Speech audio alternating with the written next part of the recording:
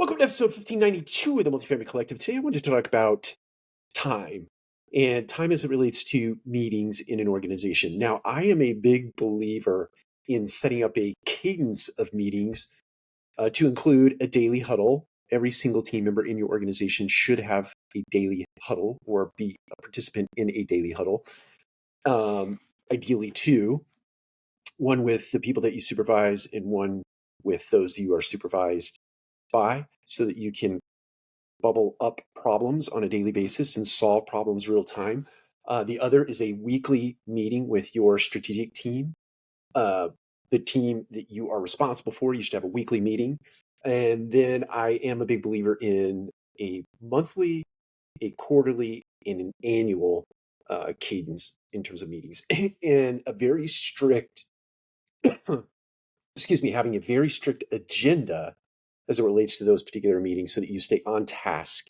You don't spend any more than 15 minutes in a daily huddle. You don't spend any more than an hour and a half to 2 hours in a weekly meeting. You don't spend any more than 4 hours in a monthly meeting or a quarterly meeting. You don't spend any more than a day or a day and a half in an annual planning session. You have to be very strict about that, very disciplined about that, and very disciplined about the cadence as it relates to the meetings that you have that govern. So the overarching governance of your organization should fall in that cadence of meetings. And then meetings that are outside of that you are directly responsible for in terms of clients and or serving your team members in other capacities. Oh, the other one that I left out is a one-to-one meeting. Every other week you should have a one-to-one with your direct reports so that they have isolated time with you to talk about career pathing, to talk about goals as it relates to their personal lives or goals as it relates to the organization overall. And make sure that you spend time getting to know one another. That's the form and the format for that. So outside of that, you have to set up other meetings are necessary to keep your business rolling forward. And many of those are really predicated or really driven rather by your clients or those that you serve that are outside of the organization. Otherwise, in my mind, you have complete control over the meeting cadence. The one thing that I think is an overarching goal of having a very disciplined and structured cadence as it relates to meetings is that you largely do away with the got-a-minute meetings.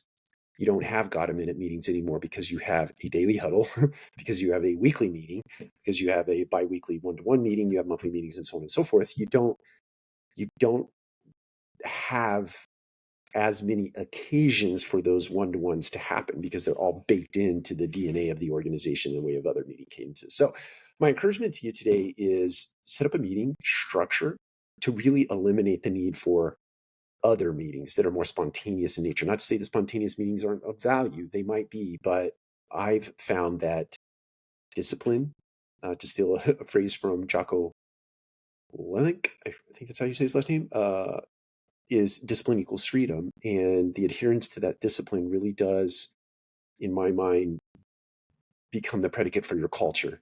Culture really is discipline. It is the disciplines and the rituals that you stick true to in your organization over a very long bit of time. That becomes your culture. It's not the other way around. Take care. We'll talk to you again soon.